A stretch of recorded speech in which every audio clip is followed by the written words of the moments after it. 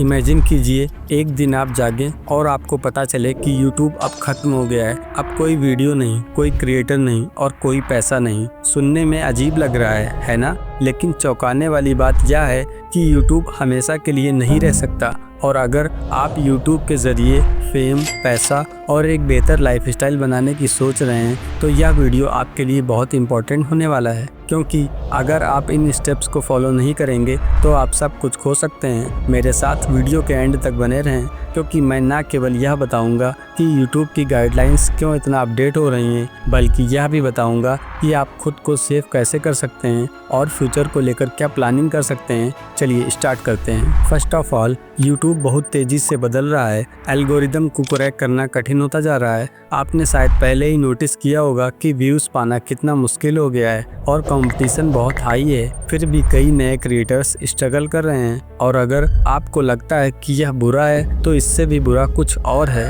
YouTube long video की comparison में short video पर ज़्यादा फोकस कर रहा है। क्योंकि फेसबुक और इंस्टाग्राम रील्स जैसे प्लेटफॉर्म ऑडियंस को अपनी ओर आकर्षित कर रहे हैं और यूट्यूब के पास शॉर्ट्स को प्रमोट करने के अलावा कोई दूसरा ऑप्शन नहीं है। इसीलिए कई लॉन्ग फॉर्म कंटेंट क्रिएटर्स पीछे छूट रहे हैं और यहीं से यह और भी डरावना हो जाता है। टिकटॉक एक ऐसा प्लेटफॉर्म जो कभी रील्स के मामले में पॉपुलर हुआ करता था, वैसे अभी तो इंडिया में बैन है। जरा सोच कर देखिए क्या होगा अगर यूट्यूब सिर्फ टिकटॉक बन जाए। क्या होगा अगर वो क्रिएटर्स को अच्छा भुगतान करना बंद कर दे। क्या होगा अगर सिर्फ बड़े ब्रांड को ही बढ़ावा मिले और छोटे क्रिएटर्स गायब हो जाएं। मेरा मतलब साफ है, आप इस बारे में सोचें। अगर यूट्यूब उस दिशा में जाता है तो यूट्यूब के ज़रिए पैसे कमाने, फेमस होने और एक बेहतर लाइफ जीने का आपका पूरा सपना रातों रात टूट सकता है। और सुनो, मैं आपको सिर्फ डराने की कोशिश नहीं कर रहा हूँ। खैर सच कहूँ तो हाँ, मैं आपको सतर्क रहने के लिए कह रहा हूँ, क्योंकि यह सच है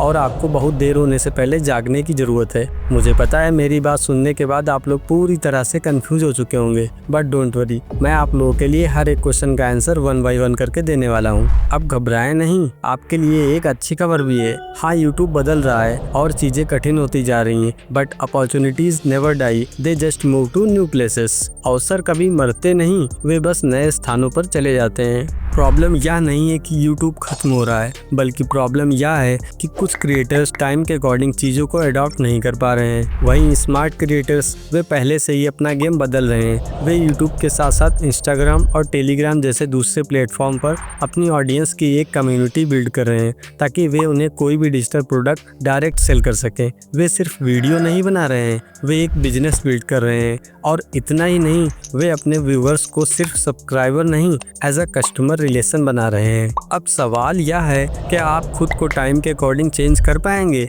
या फिर YouTube के बदलने पर गायब हो जाएंगे।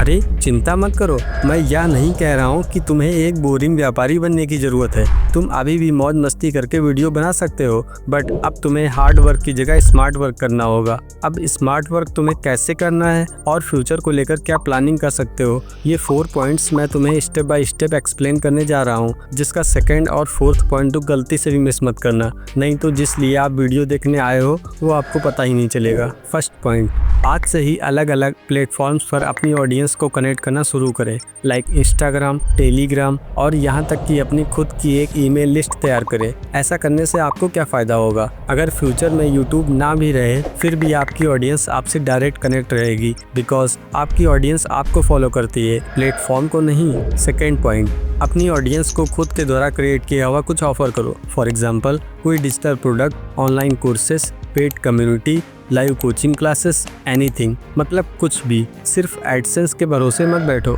थर्ड पॉइंट, अगर आप यूट्यूब ट्रेंड से आगे नहीं रह सकते तो उसके साथ तो रहना ही पड़ेगा, अदरवाइज आप यूट्यूब पर सर्वाइव ही नहीं कर पाएंगे। इन फ्यूचर अगर यूट्यूब शॉर्ट वीडियो को प्रमोट करता है तो शॉर्ट वीडियो बनाओ। अगर लॉन्ग फॉर्म कंटेंट फिर से वापस आता है तो उस पर ध्यान दो। कहने का मतलब है चीज़ों को फास्ट एंड फॉरवर्ड अडॉप्ट करना सीख लो, अगर यूट्यूब पर सक्सेस पाना है तो। नहीं तो आप भी यूट्यूब के साथ एक दिन अंधकार में डूब जाओगे। Fourth and last point, YouTube को सिर्फ एक शौक की तरह मत मानो, बल्कि उसे एक बिजनेस की तरह समझो। अगर आप इसे सही तरीके से करते हैं तो कंपटीशन, एल्गोरिदम, ट्रेंड्स ये सब आपके पीछे होंगे और आप इनसे बहुत आगे। इतना ही नहीं, जब आप इस लेवल पर पहुंच जाते हैं तो अगर एक प्लेटफॉर्म ना भी रहा तो भी आपको कोई फर्क नहीं पड़ने वाला, बिकॉज आपकी ऑडियंस आपका वेट कर रही है किसी दूसरे प्लेटफॉर्म पर जहां पर आपने पहले से एक लॉयल कम्युनिटी बिल्ड करके रखा हुआ था। आई थिंक अब आपको सब कुछ अच्छे से समझ आ गया होगा, और अगर आप भी इस लेवल पर पहुंचना चाहते हैं तो मेरी एंड स्क्रीन वाली वीडियो को जरूर देखना, जिससे आपको किसी भी कैटेगरी का चैनल ग्रो करने में काफ़ी हेल्प मिलेगी। मिलते हैं आपसे नेक्स्ट वीडियो में, तब तक के लिए धन्यवाद।